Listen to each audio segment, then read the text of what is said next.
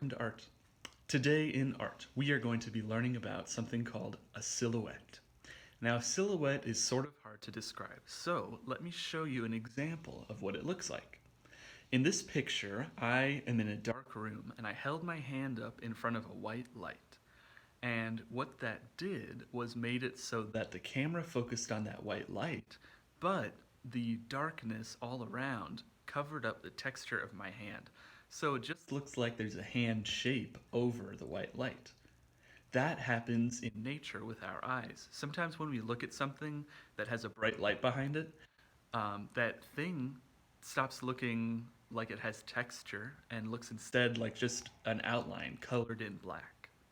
We are going to do that kind of thing in our drawing. Now, what is our background going to be and what is our shape going to be?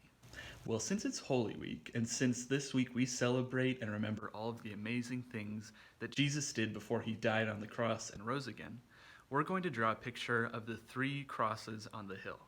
Now, there was one cross in the middle, and that was where Jesus was. But do you remember that there were 2 other people on a cross next to Jesus? We are going to remember them as well in this drawing. So we're going to draw the black shape of 3 crosses on a dark hill, and we're going to have a background of a sunset behind it made out of watercolor. So I'm really excited for this one because I love watercolor, but let's begin.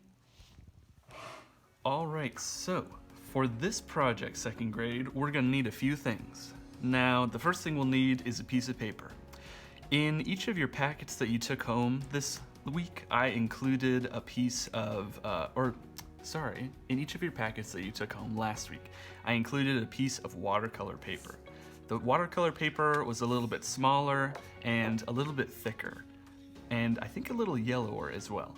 If you don't have watercolor paper, that's okay. Any paper should work, but I really like watercolor paper because when it dries, it doesn't wrinkle as much as normal paper does when you use watercolor.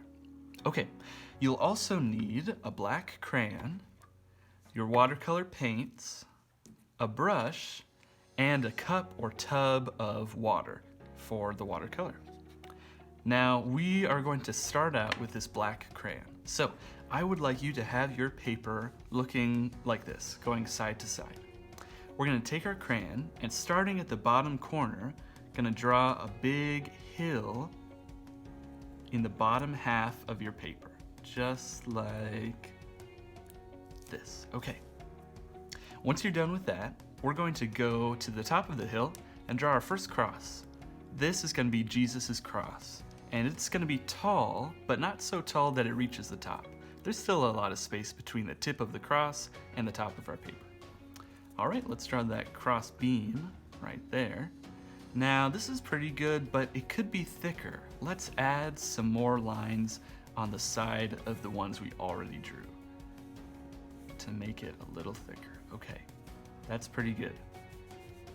So, once you color that in nicely, let's do the other crosses. These are going to be a little shorter, and we do that kind of because we want to show respect to Jesus, because his death on the cross was the most important one in all of history. And these 2, while it was very sad, they were not quite as important. Okay, there's one, and there's another, and let's make it nice and thick so we can really see it. Okay. Looks good. So now what we're going to do is we're going to color in this hill. Now, this will take a little while, but I would like you guys to try to really color it in nice and dark, because later we're going to do watercolor over all of this, and one thing that we know about watercolor is that it does not like the wax in crayons.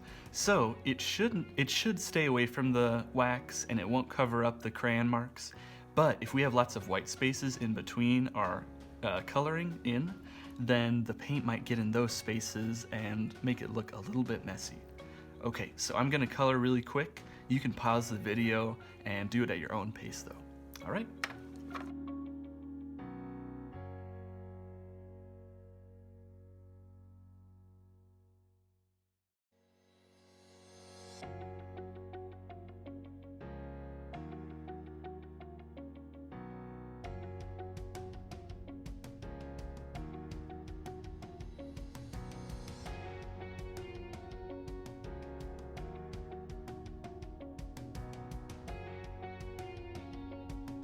All right, that was a lot of coloring. I lost a lot of black crayon on that one. Okay, I'm gonna look through and check. Did I really get all of this as dark as I could? I think most of it, although right here looks a little light. Let me color that in a little bit more.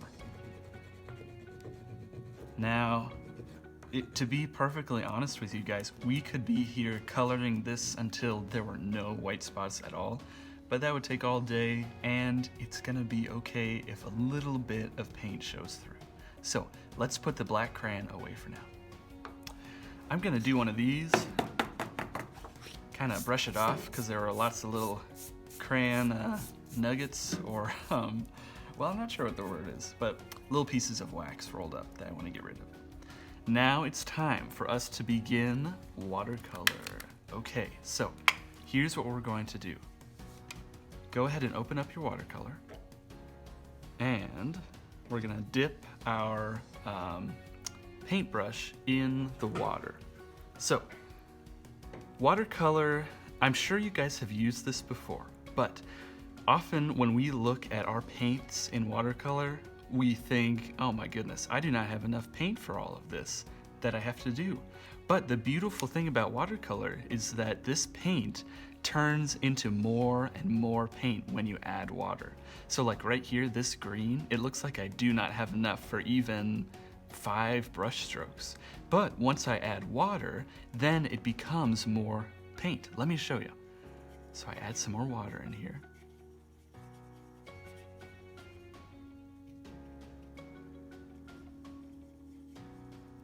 And now this water, this painty water that I pick up, will last a long time.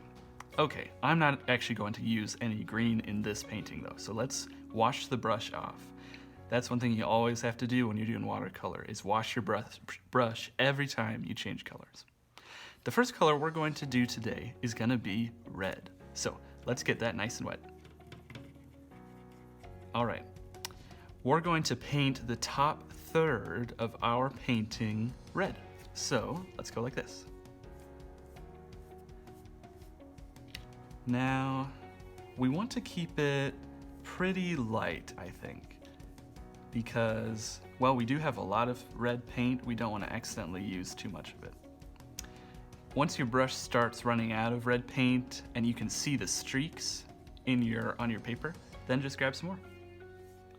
Oh man, but do you see how this new red paint is really dark compared to the stuff I did above it, especially right here? Well, all I need to do is just kind of move that paint around a little bit and brush it like this. As we do this, make sure you do nice brush strokes that go side to side. Okay, I think we're gonna do one more dip of red paint, side to side, and I think that's good. Okay, so it stops right above the tip of our cross, and that's what we want. Now what we're going to do is we're going to wash off our brush because we need a new color. The next color we need is orange.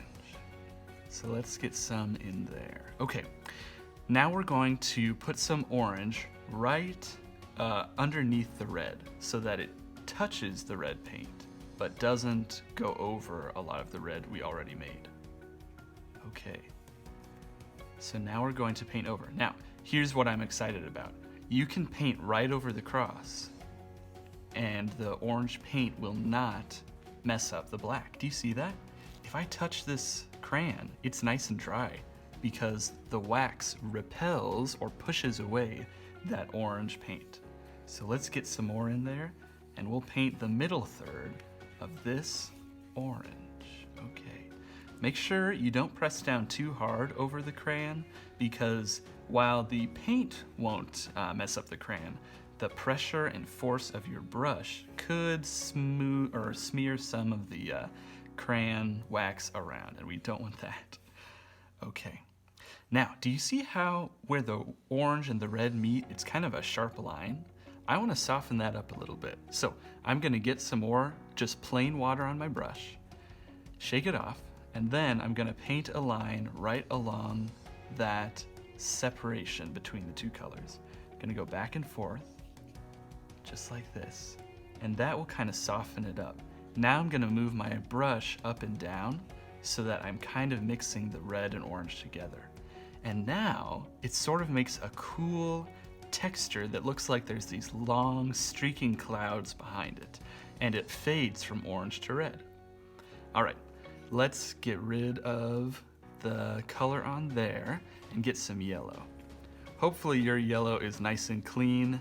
Sometimes yellow can get kind of dirtied up by other colors because people forget sometimes that they need to wash their brush off between each color. But do the best with whatever yellow you have, and it should turn out fine.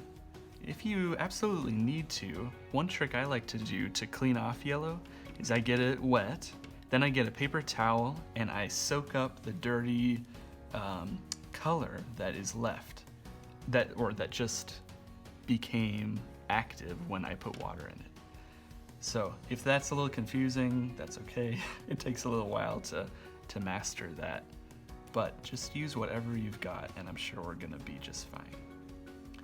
Okay, let's color in these sections down here. Okay, and now we're gonna do the same thing we did with the orange and red, but with the yellow and orange. So get your brush nice and wet, and we're gonna go over that line, and we're gonna go back and forth, moving our brush a little bit up and a little bit down so that that orange and that red or yellow really mix nicely. Okay, do you see how the orange and the yellow sort of fade into each other now? I think that looks really nice. Now, by this time, if you feel up here, the red is probably dry, which seems crazy. That was very, very quick. But watercolor is just sort of like that. Water dries very quickly and gets absorbed by the paper, and so does watercolor. I kind of want to add a little bit more red up here to make the top of the sky look darker. So I'm going to do that. You don't have to if you don't want to, but that's what I think would make it look really nice. Okay. And then I'm just going to pull that red down with my back and forth strokes so that it fades nicely into the orange. Okay. Now, why do we do yellow and then orange and then red? Well, that's because we're pretending that the sun is right behind this hill. And if the sun is behind this hill, then the first color that comes out of the sun in a sunrise, the color that's closest to where the sun is yellow. Then as the light gets farther away, it turns more into an orange. And as it gets farther away than even that, it turns more into a red.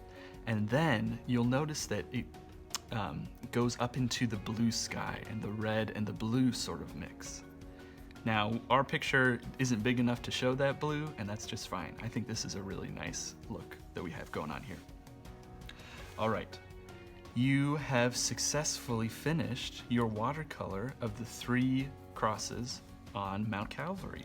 I would like you to put your name and your class number and your class on the back if you're going to turn it into the art box. But if you're just gonna send a picture of it to me, then you don't need to put your name on the back because I'll know who it's coming from the email.